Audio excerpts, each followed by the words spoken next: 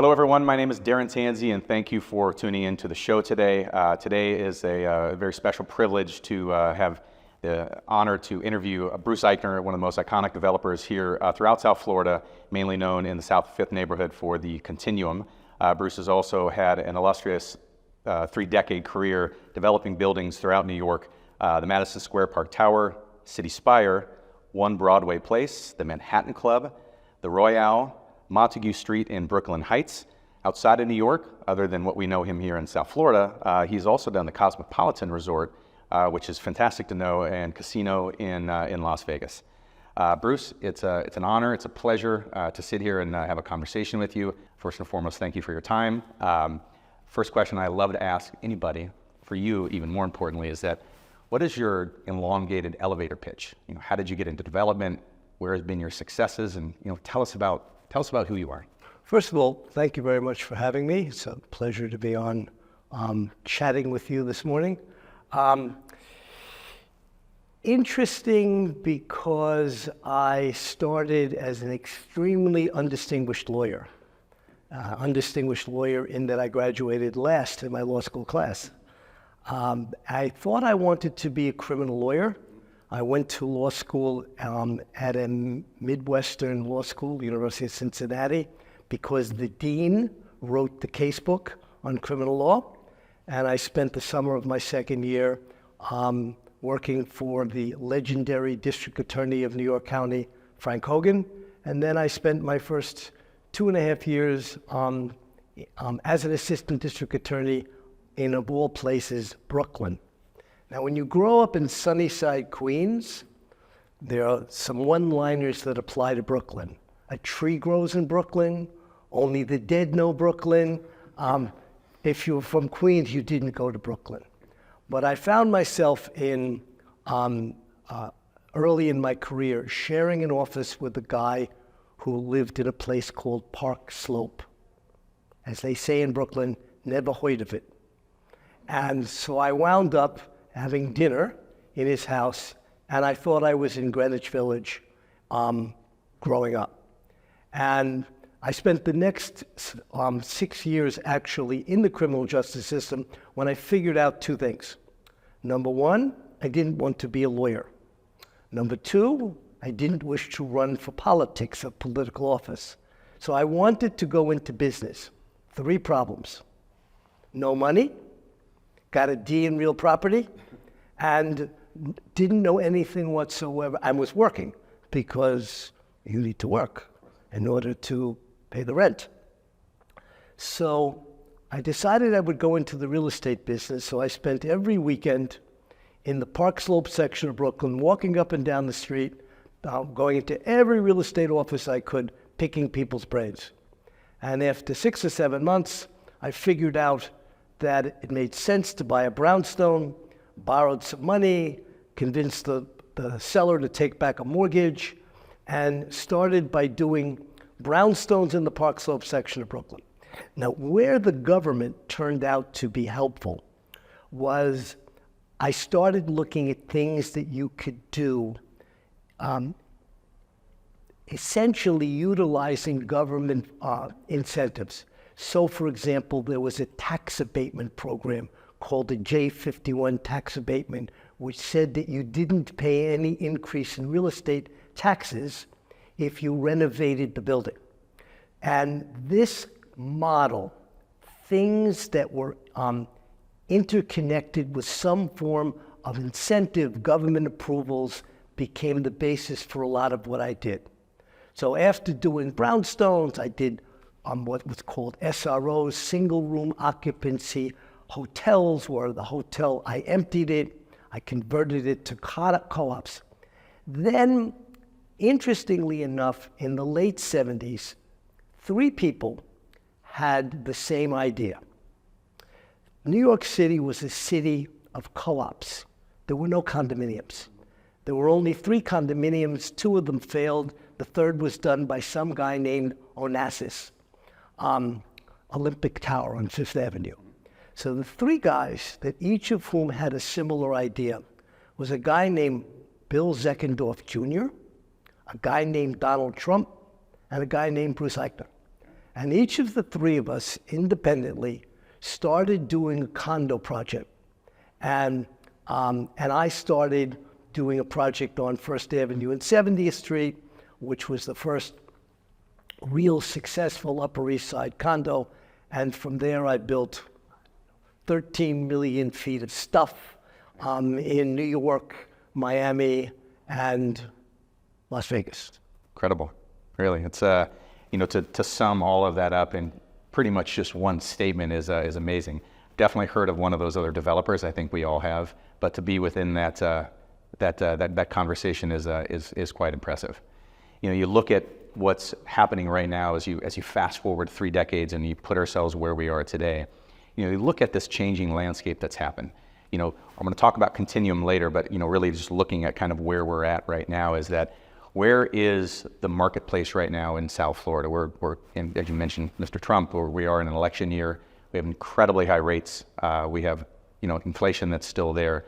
From a development standpoint, what's happening right now in South Florida? If you'd use those parallels to what you were at in New York. Well, so it's really South Florida, in a way, is a reflection of what's gone on in the United States.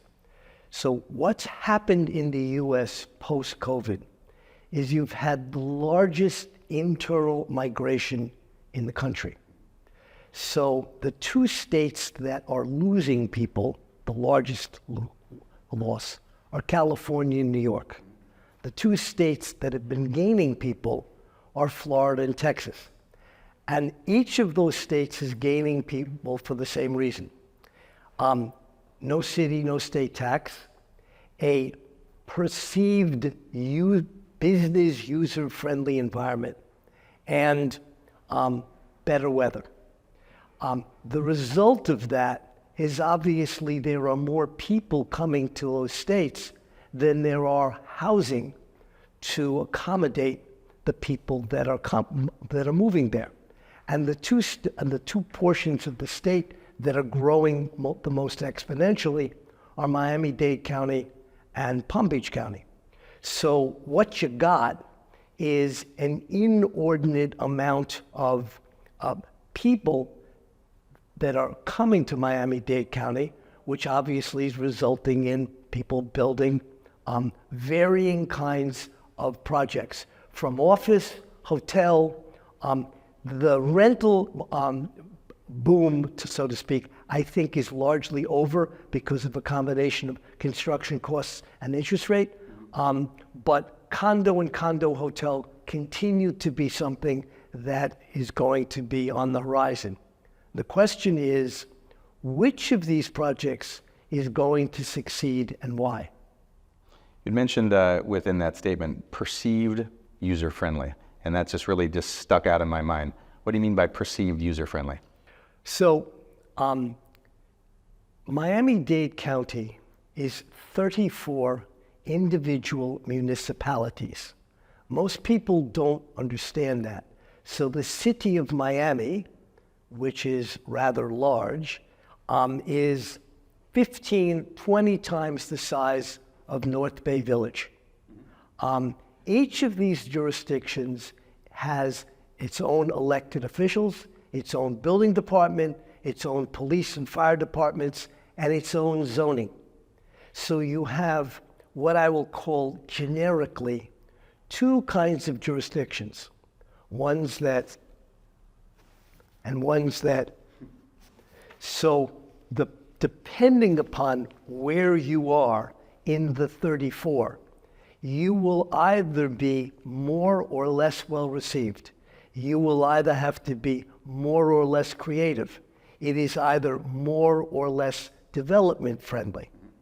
That's what I meant by perceived. We won't mention any of these specific 34 for the fact of that we want all of them to perceive that you feel that they are friendly. So I won't even ask that question. We can talk about that later.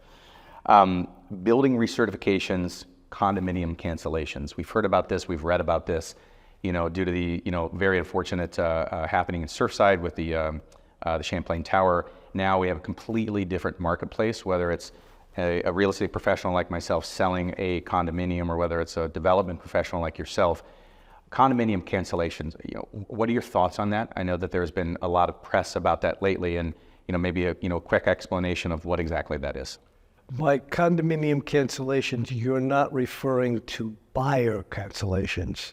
More of a developer side, of a developer going into an older condo that is faced with high insurance costs, et cetera. Having just completed one, and successfully. So you have the unfortunate consequence of Surfside has resulted in essentially two laws that were passed. One, a law that addresses and requires a certification of the structural integrity of the building, which certainly makes sense and is understandable. The second was an effort to address the fact that many of these older buildings have essentially deferred their maintenance requirements, whether you call it balconies, boilers, whatever the common elements, windows of the building, and the law requires that a licensed professional conduct an inspection and issue a report setting forth the amount of money that the condominium is required to spend. The consequence / result of that is that you have dozens of buildings, particularly the buildings that are on the water, whether you call the water the ocean or the bay, because those buildings were built first because they had the best views. They're the oldest buildings. They're the buildings that are deal with essentially salt water, and they are, in many of them, require millions of dollars of repair. The problem is that the residents are all my age, and many of them are retired. Many of them have fixed incomes, and they're looking at tens of millions of dollars of assessments. So there's this gargantuan issue. What do these buildings do? And there are also very often multiple classes of people in the building. And by classes, I'm not referring to there are different income classes. There are people where it's their primary residence. There are people who merely utilize it as a rental property. They live in North Carolina. So you've got a disparate ownership, and yet a requirement that the building obtain 95% owner buy-in in order for the building to make a decision to cancel or relinquish the condominium. It is an inordinately thorny issue that is going to bedevil hundreds of buildings over the next 5 years. And there's really no clear path because trying to gain 95% is very difficult. Yeah, it really is, and and I don't think there's any. We could talk about this literally in the entire interview. Is really to think about what is going to happen when you say think about hundreds of buildings in all of the areas that we love and we know. Hundreds of buildings in 5 years. It's astronomical to think is actually what is going to actually happen. Well, I think one of the things that's actually going to happen is that the legislature is going to have to consider amending the 95% requirement to make it something that is more achievable. Because the idea that in a 200-unit building that basically 10 people can say over my dead body and cause a situation for 190 people, the math doesn't seem to make a lot of sense to me. Again, I'm not an elected official, but it would not surprise me to see some movement downward in that 95% requirement. And you think that's, I've read articles and you hear different views, of course, but when it comes to the safety of the residents that are in the building, going back to the Champlain Towers and going back to the lack of having an actual reserve account, which fortunately the state of Florida is going to then require moving forward in 2025. But from a safety standpoint, some of these buildings, people just don't have the money to pay the special assessment. God forbid that were to ever happen again due to this particular vote. Well, I do think that one of the things that has happened, it has not been terribly publicized. But in at least one small building that I know of, there was an inability on the part of the structural engineer, not an inability, an inability of the building to obtain the necessary structural certification, and the village was forced to require the residents to get out on 24 hours notice. So they emptied a building because of that. Because nobody is knowingly going to allow a surfside to happen again. Of course, and hopefully it doesn't with these changing laws. Shifting a bit in, walking into this office where Continuum Company is going to be building Continuum of North Bay Village, I see this iconic news article over here. It says, "Transforming South Beach in Miami." That's exactly what you did. And anybody that knows any history of Miami Beach knows what the South of Fifth neighborhood used to be like way back in the 80s. Very different than what it is today. Take us back to your vision when you look at that 14 plus acre parcel that's arguably in the best spot of all of Miami Beach. What was your vision? What did you see there before? Take us back to before Continuum north of South Tower even rose. And what was your thought on changing that particular neighborhood? So, first of all, the company, myself professionally, I've always been person of firsts. It's kind of, the sense of value creation comes from some sort of a vision. You see something. And I had been coming to Miami since 1985. And I remember, what the beach looked like in the 80s.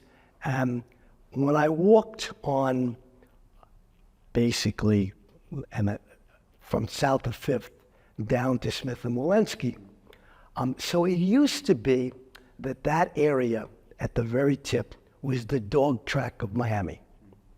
And the history of that, and I don't know, is a developer bought it and developed two of the buildings that that were built in the 80s that you probably don't even know, that are sitting in the middle between Portofino Tower and the Continuum on South Beach. And the developer went broke when the stock market crash of '87 came. Then the bank was a savings and loan bank, and it took over the properties, and it went broke. And then in the 1990s, a German guy named Thomas Kramer wound up buying that parcel. He then entered into a contract to sell that parcel to some guy named Steve Wynn, because back in the 90s, Florida, for the second time in 20 years, attempted to have a gaming resolution passed.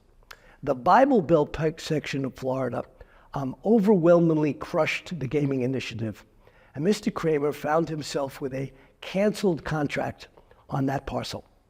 And I wound up getting a phone call from someone who worked for Kramer saying, "Would you be interested in buying it?"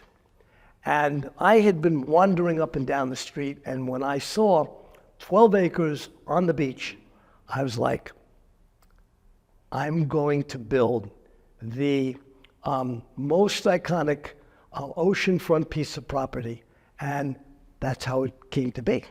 Incredible. And that's part of the story I'd never heard before, so that is fantastic just to learn. But you would find that the casino portion is something that most people don't know. Yeah, I did not know that. Thankfully, the Bible Belt actually saved South Florida, and they continue. I've had the fortunate experience to meet Steve Wynn before in the past, so even if he was here, I'd say I'm glad that didn't happen for you, Steve.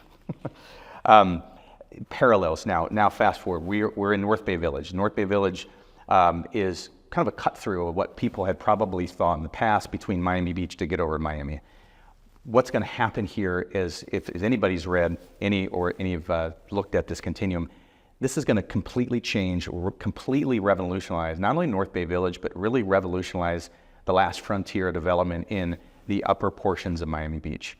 If you look at the parallels into when you were at South Fifth before, you're seeing that opportunity to where we're sitting right now. What's going to change in North Bay Village? Where do you see North Bay Village years ahead? So back to the first. Yeah.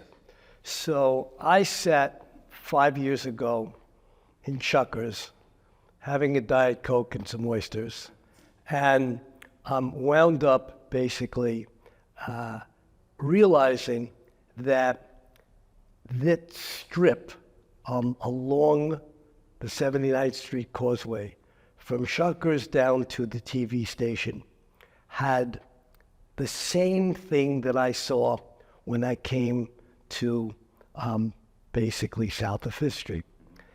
And it had an additive thing. So what it has is it has views both north and south on the bay and looking at the ocean. 2, it has an ability to get on the water.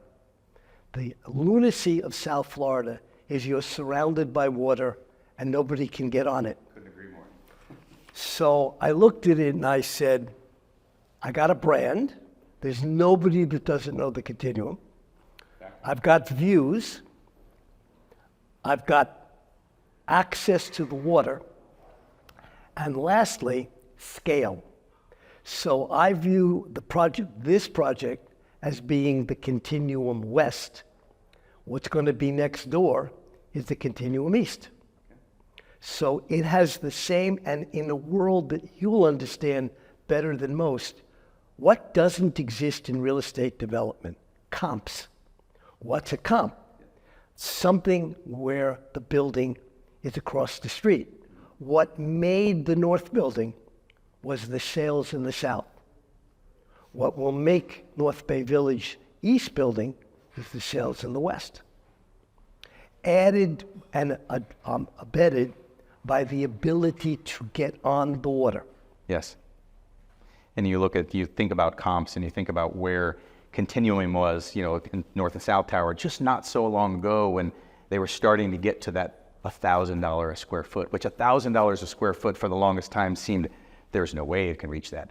And then a couple buildings came on to Miami Beach, 2014, 15, and then you hit $3,000 a foot. It sounds like we're back into New York. Continuum now, if you try to get in there, $3,000 a foot is probably good luck to see if you can get a good apartment right in there at $3,000 a foot. No, you won't. It's closer to $4,000 a foot. Exactly. Give us a little thought about Continuum here in North Bay Village. We're looking at this incredible model, the tower packed with amenities. The views are going to be amazing, like you said, looking at each side. Who's your buyer that's going to come in here that's going to look at this building? Well, basically you have at least 4 sets of buyers. You have investors that you typically have, whether they're South American investors, whether they're from Mexico, whether they're from, we've actually had a number of Turkish buyers. You clearly going to have, given the size and finishes of the apartments, you have users. You also have an awful lot of movement from Miami north because of a combination of traffic considerations. You can't get in or out of downtown. It's a torture to go there regardless of the time of day you go there. It's totally a user-unfriendly experience. You also, this is kind of going to become the center, because between the proximity to Wynwood, places like Wynwood in the Design District, I don't want to live there. I want to visit there, I want to dine there, but I don't think it's where I would like to live. This is more, it's a village. There's going to be a bay walk. It's scalable. So I think that its proximity to Normandy, its proximity to Indian Creek. The other thing is that we're going to have a 9,000-foot restaurant at the bottom of the building.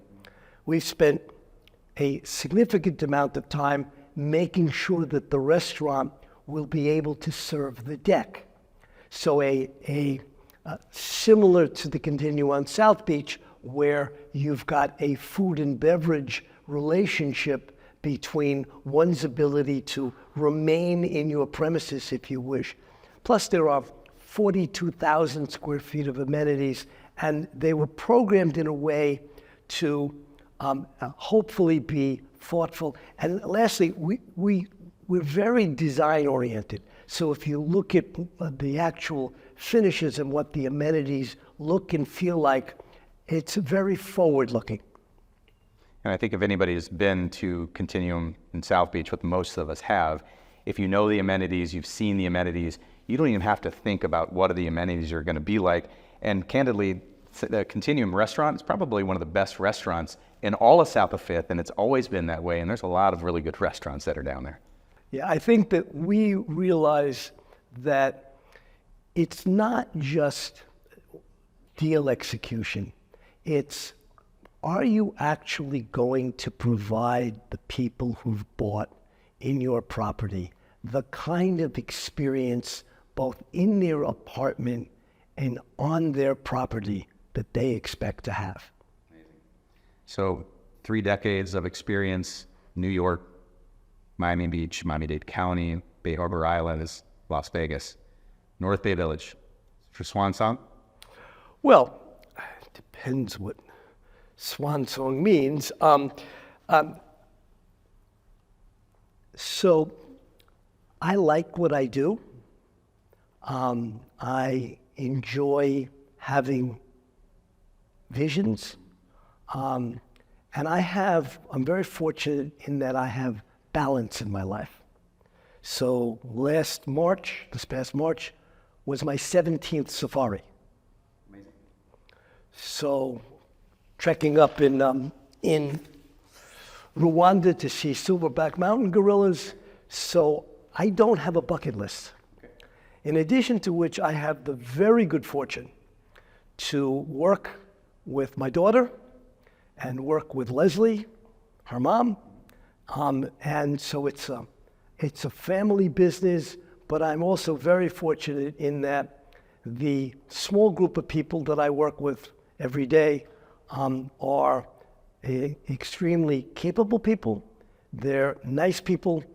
We all actually like one another most of the time.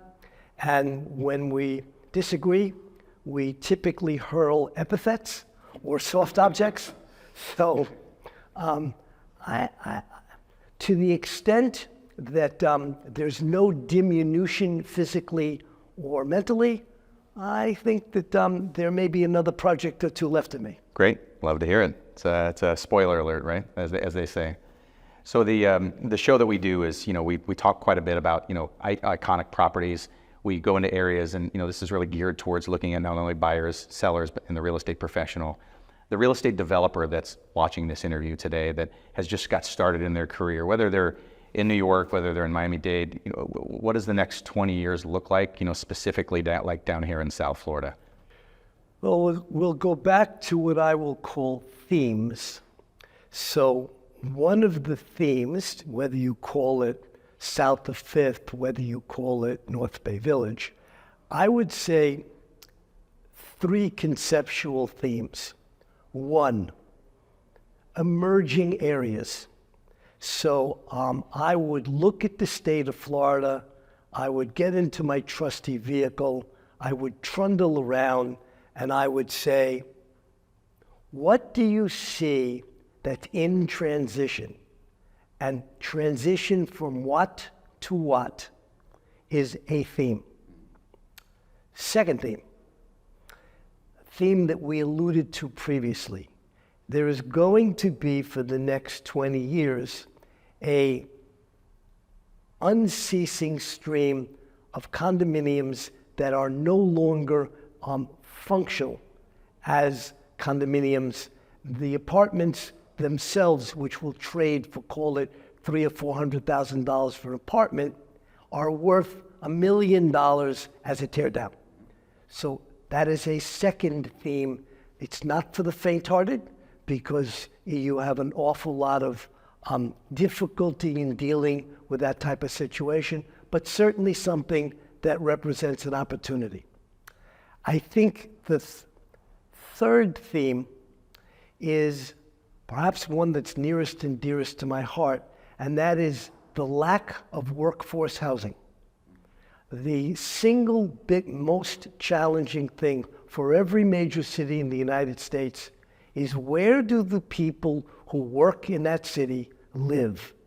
And what is it that the private sector can do in partnership with the public sector to basically develop publicly owned land for 100% or 50% workforce housing.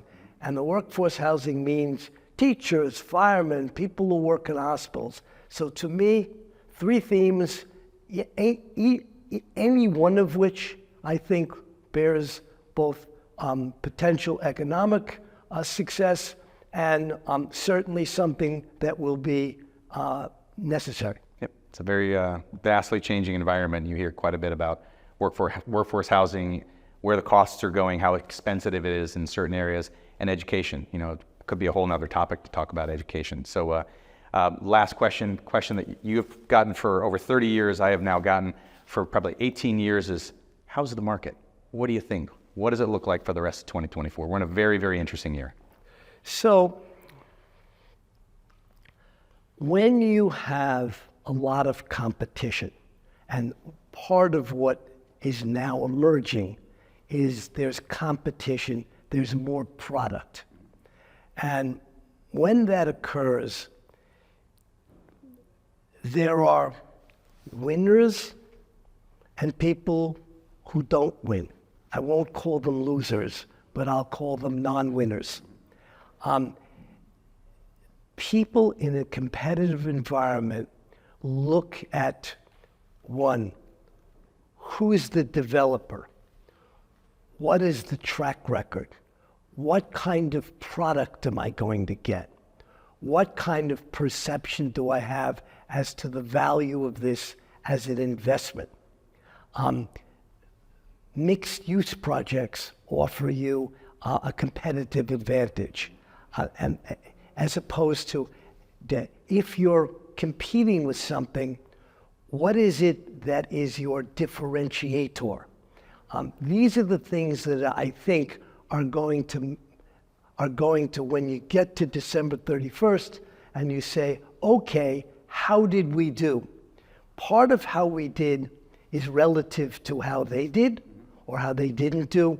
And part of it is how thoughtful were you in what it is you are offering, how you are offering it, and how that is, and what kind of reception you get for that. Like we were talking earlier, it's like, you know, been doing this for a while and you've seen all of these different cycles and these life cycles of whether it's the 7-year real estate cycle or whether it's the 7-year real estate cycle in the first hour that you're actually working in your Tuesday and getting through in terms of this business just in general. It's not for the faint of heart, but we both remain bullish. We're looking at this year, we're looking at rates, inflation, we're looking at election, but we're also still here to sell some real estate. And it's, you know, I can't tell you how important this has been and how much I enjoyed to really learn what you've done in the past, what you're doing right now in the current, and what North Bay Village and the Continuum, both east and west, are going to be doing in the near future.